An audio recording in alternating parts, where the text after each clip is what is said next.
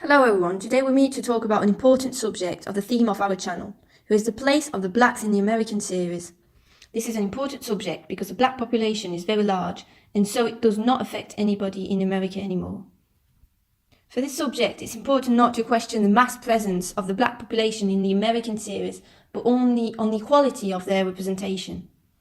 Indeed, during the first appearance of black people in the series, the roles were very stereotyped and corresponded to a very old image of in the history of slavery of these communities, with the conquest of America, an all-new population that settled down there and that was used as it was considered inferior to the white race, as we could see in the Racines Slavery miniseries broadcast in 1977 that broke audience records during its first broadcast. Today, the history of the races has been scientifically proven that it does not exist for all the ideals persists what we can see in the American series. It was not until the 50s to see the first comedy series Amos and Andy, which offers a totally black cast and with people representing the middle class African American with roles such as a doctor, lawyer. This is a great evolution for the time. The series breaks the codes and the stereotypes that we can have black people. But it's important to remember that this series has been struggling because it was the two main people who were considered blackface representative, and white comedians were making fun of black people on their personalities that illustrated features stereotypical such as naive, lazy, crook, ungrateful. This blackface practice was very popular during the 90s, but that did not stop the series from being very popular with the American black community. The American series then continued to develop during the 1970s through the civil rights movement, which showcases the black American community that will develop and will be very popular at the national level. But there are still caricature series that still persist. So we have new series that put in place in situations still unknown and unimaginable to the general public, as in the Arnold Willis series, whose people from modest backgrounds pass to a very high school social status. So there's a desire to break the codes. During the period from the 80s to the 90s, African American had little role on television, or at least secondary roles, so a lower quality. It was mostly caricature role like Barracuda in The Agent All Risk, some sort of nice brute with imposing physics. Then there are the series that show a nice person. Funny that we must always take the second degree, as it's the case with the series My Family First, a series of the years 2000 which puts forward a large black family with our 4 children and with the father, Michael Kyle, who is self-entrepreneur. This series is always turned towards the humorous side, and it's very positive with touching characters and very family, or like the series The Prince of Bel-Air, which gives a positive image of African Americans, which shows the evolution with the Beginnings series that gave a predominantly a pejorative image of these communities.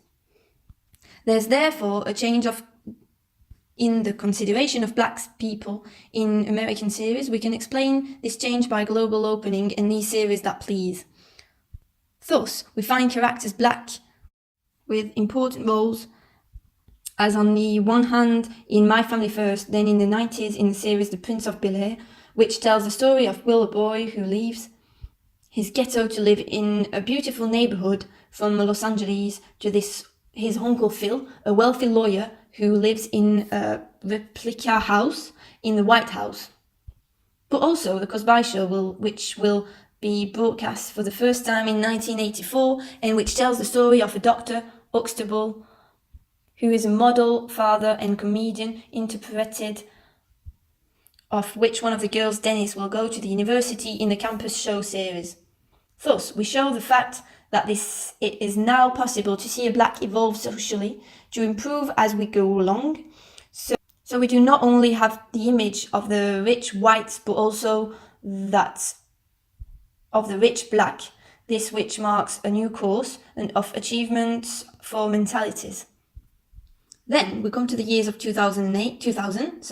Actually, this year begins with the very familiar series My Family First, but it's especially towards the years 2010 and 2015 that the series knew a great revolution. On the one hand, thanks to the evolution of the internet, because of the new platform like Netflix allowed to diffuse series where we have different visions, communities of visions that do not correspond to the stereotypes that we have, that allows to deal with sensitive topics or to want to show the reality of things. This is the case of Orange is the New Black, an American series that deals with the subject of the racial issue broadcast since 2013 on Netflix. It's a prison series in a detention center of women. In this series, there's a desire to show the attitude of the Americans to different communities.